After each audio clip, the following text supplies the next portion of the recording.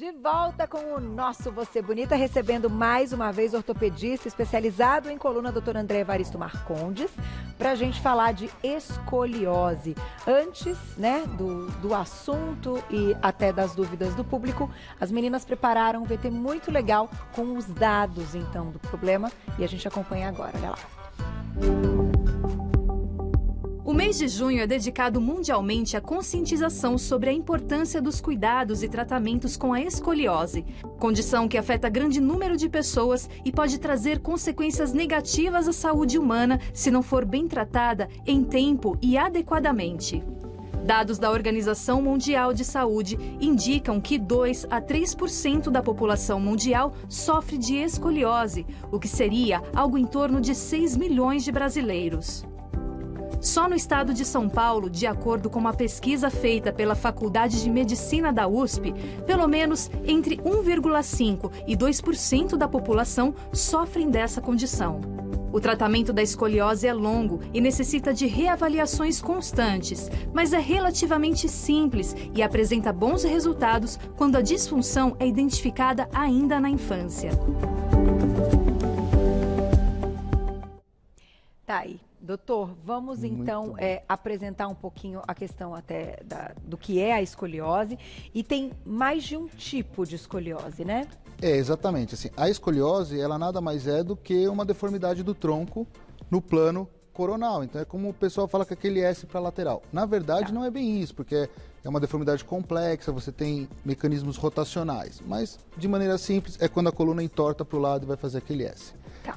Ela pode ser de vários tipos, ela pode ser congênita ao nascimento, ela pode ser neuromuscular, que nem paralisia cerebral, ela pode ser de outros tipos, degenerativa do adulto, mas o principal da conscientização é aquela escoliose que a gente chama de idiopática, que é aquela que vai pegar a criança e o adolescente que está relacionada aos picos de estirão de crescimento.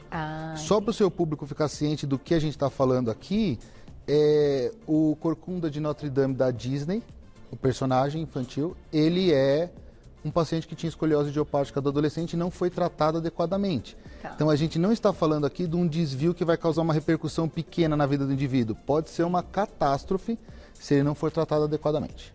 E pensando nessa questão que você comentou, da fase, então, a escoliose que acaba sendo até mais comum, que é essa que você disse que é a preocupante, que né? Que é o principal foco da campanha de orientação. Quem está muito, eu acho que atento a esse primeiro momento para que encaminha um ortopedista são os pediatras. Sim. Então são eles hoje que a gente pode até encarar como os que vão de fato ter essa percepção, porque como começa, né? O que a gente tem que observar como pais, já que a gente está falando Perfeito. de uma faixa etária, né, que mais nova, e até que ponto aquilo vai ser então da percepção do médico. Assim, a sua observação foi fantástica. Frequentemente a gente tem que lidar, inclusive, com a questão emocional dos pais. A mãe fala assim, nossa, doutor, como que eu deixei minha filha chegar assim? Não, mãe, você não deixou. O que acontece é que é rápido. Então você tem aquela fase do primeiro estirão da criança em torno dos 5, 6 anos, e depois você vai ter a mais complicada, que é em torno da adolescência. Na menina, a gente pega 2 anos antes até 3 anos depois da primeira menstruação. Tá. Você olha a sua filha um dia, quando você vai ver ela de novo, ela está totalmente torta, os ombros estão desnivelados, começa a aparecer uma prega característica, pode alterar a altura da nádega, você pode ter uma gibosidade, que é aquela bolinha que sai atrás. Então, assim, é visível, desde que a mãe se atente e olhe. E nessa fase do adolescente, eles estão mais enrustidos, eles não expõem tanto o corpo, então passa desapercebido. É difícil notar. Exatamente. Então, assim, o que eu queria deixar de mensagem aqui é assim, mães, olhem os seus filhos. De tempo em tempo, faça a inspeção, olhe a criança. Outra medida, que assim, é até um projeto nosso que está... Até a Organização Mundial de Saúde está avaliando se aceita ou não. Seria a gente colocar outros profissionais para fazer esse screening, esse diagnóstico. O professor de educação física, ele está com a criança na escola todo dia. Se 2 vezes por ano ele olhasse o tronco das crianças e encaminhasse os que eles achavam pertinentes, a gente conseguiria rastrear esses pacientes de uma maneira muito mais simples. Perfeito. Eu fiz já uma uma leitura pensando na questão dos pediatras. No entanto, dependendo da idade, a ida ao pediatra, ela é anual. Anual, obrigatória. Né? Anual obrigatória, e que nesse período de pandemia, muitas mães até não estão levando para ter essa parte clínica aí avaliada. E que, de fato, para quem é leigo, gente, não é tão simples. Porque o que a gente tem que observar, doutor? Eu sei que vocês têm aí tipo um exercício que vai mostrar. Sim, a primeira coisa você vai olhar a criança de costas. Tá. Então, de costas você vai ver. Se você olhar de costas, você vai ter o braço e o tronco. Esse triângulo que forma entre o braço e o tronco, ele vai estar diferente. Tá. A altura dos ombros vai estar diferente, na grande maioria dos casos. No lado da concavidade, você vai ver ele forma uma prega na barriga, na pele. Ele forma uma prega na pele. Quer mostrar na coluna, doutor? Aqui, mais ou menos, ele forma uma prega aqui entre o tórax e o abdômen. Tá. A região, às vezes, a altura das nádegas ou do glúteo também não está simétrico. Quando você vai olhar de frente, se você pegar aqui, você tem essa saliência, essas duas bolinhas aqui. Essas duas bolinhas na frente, elas podem estar de alturas diferentes. As mamas podem estar de alturas diferentes. Olha só. Mas, nos casos de escoliose que a gente diz assim, que são mais graves ou que tem chance de progredir, se a mãe, ou o próprio adolescente, ou o próprio adulto, se ele se olhar adequadamente no espelho, ele vai identificar que tem uma assimetria importante de um lado com o outro. Tem um ilustre pra gente mostrar também, muito que dá legal. pra ver bem, olha lá. Então aqui a gente está vendo a inspeção de costas, ali a gente está vendo, ele está mostrando a deformidade, como que ela vai se desenvolvendo. Você vê ali na ilustração o triângulo que eu falei, você tem o braço caído e você tem os dois triângulos, que é aquele espaço que fica entre o braço e o tronco. Se essa região for diferente, você vai ter uma assimetria, mostrando como a coluna é complexa, então tem a parte óssea, ligamentar e todas as camadas musculares. A flexão lateral, que é uma das maneiras de você identificar. E aqui a gente vai ver, vendo de perfil, a gente vê a lordose lombar, a cifose torácica e a lordose cervical. Aí a coluna cervical, ela tem uma curvatura para trás, a coluna torácica tem uma curvatura para frente e a coluna lombar tem uma curvatura para trás, para que o eixo fique equilibrado, que é o que a gente chama de balanço sagital. Continuando a animação, a gente vai ver aí a coluna alinhada, tá? E a gente vai ver ela agora começar a deformar. Uma deformidade pequena, a ilustração vai mostrar direitinho que ele vai mudando, ó lá, forma aquela prega lateral e desequilibrou o triângulo formado entre os braços e os troncos, porque as escápulas mudaram de níveis, o ombro mudou de nível, por isso que você vê na frente, você vê por trás.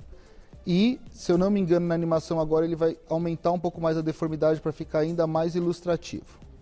Ó lá. Ah, entendi. Tá certo? Assim, se você olhar, é visível. É que as pessoas não olham, que as pessoas não se atentam, que as pessoas não têm essa cultura de pensar nesse tipo de patologia. Por isso que é tão importante um programa como o seu, que a gente tem a oportunidade de esclarecer isso para as pessoas. E quem está do outro lado, a gente tem um público amplo de mães e dessa faixa etária também, né, que com adolescentes em casa, enfim, então eu sempre gosto de tocar nesse assunto. Mas, o quanto então a gente tem que estar atento, você comentou que é rápida essa progressão. É rápido.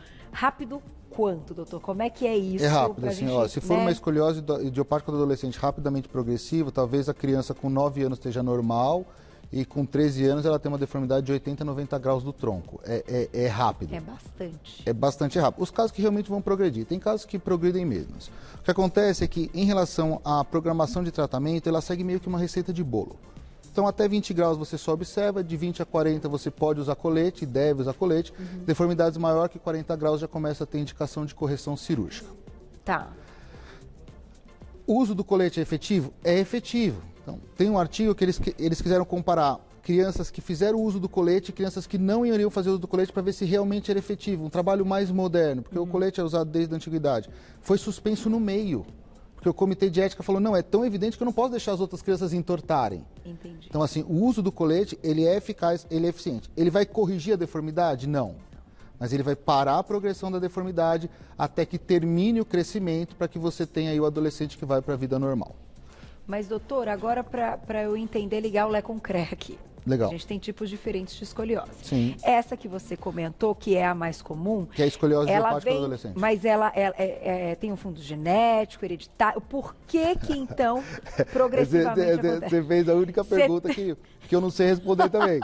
Assim, por isso que ela é chamada de escoliose idiopática, que Tá. o termo médico quer dizer que a gente não sabe a causa. Você tem teorias genéticas, você tem teorias moleculares, você tem teorias hormonais e, na verdade, a gente acha que é uma combinação de todas essas teorias juntas que vão levar ao desenvolvimento. O que a gente sabe é que ela vai acontecer, ela tem tratamento e seria mais ou menos isso.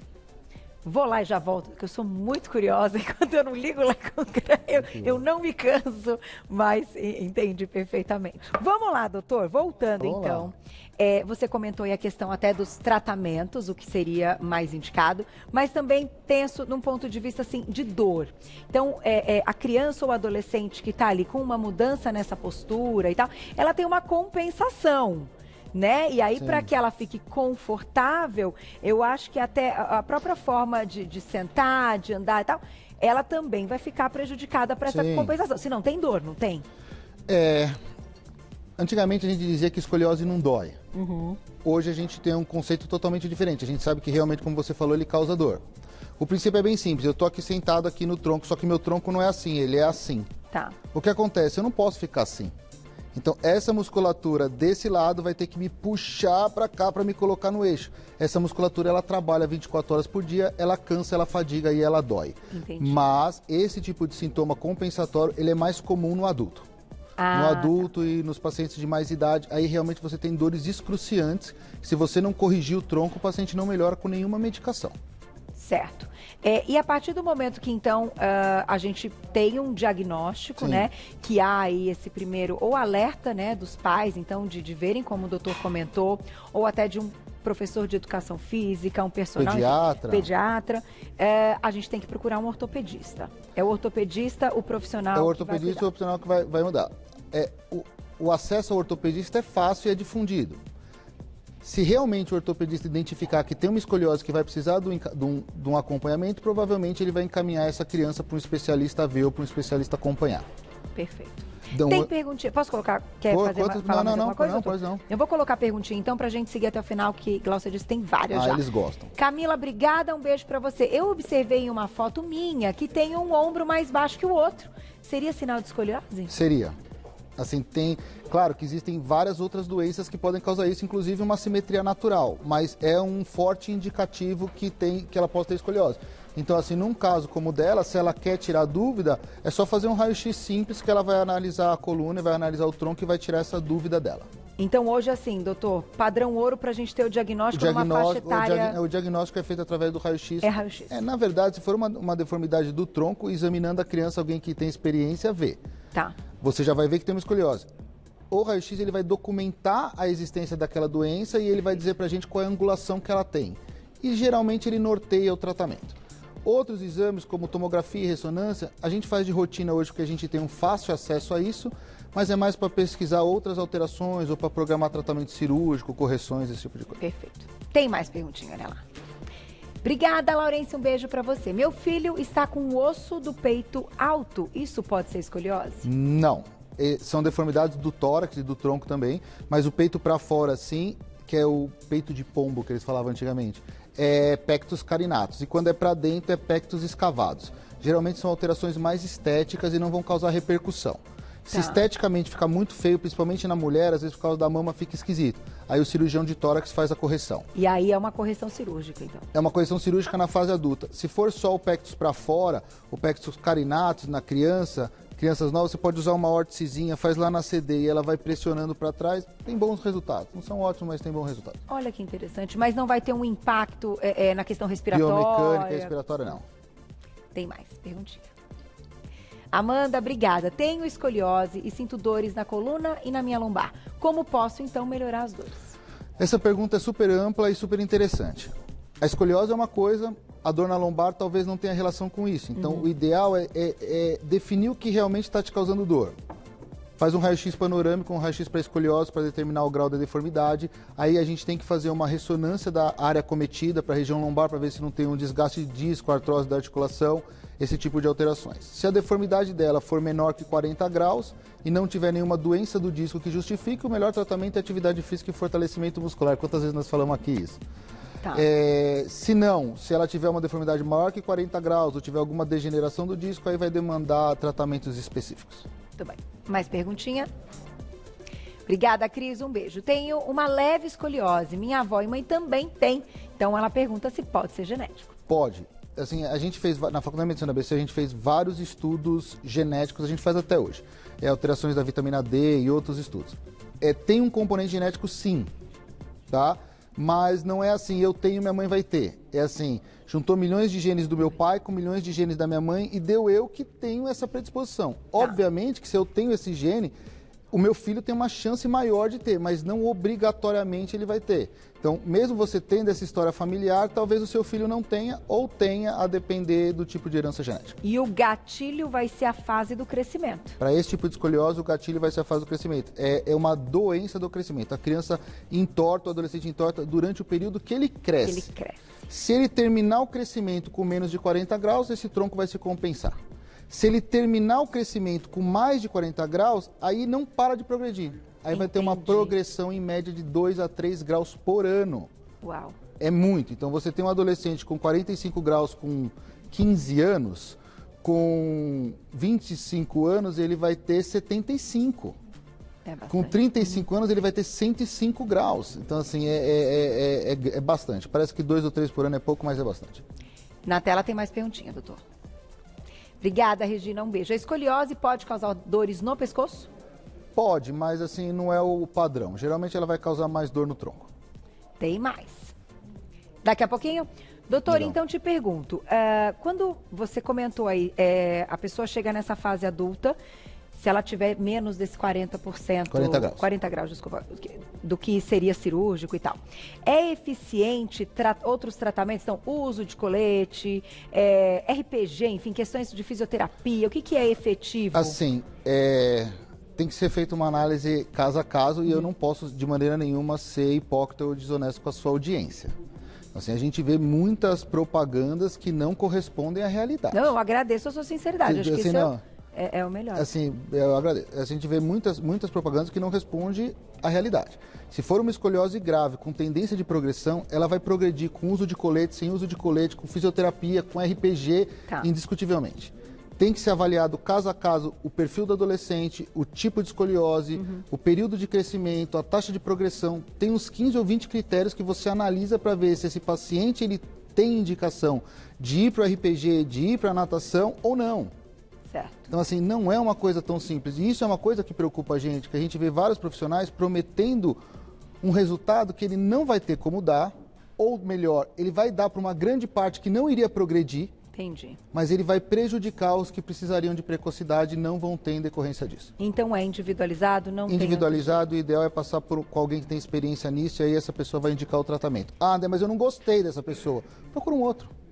Eu também acho, essa liberdade nós temos, eu já toquei nesse assunto algumas vezes.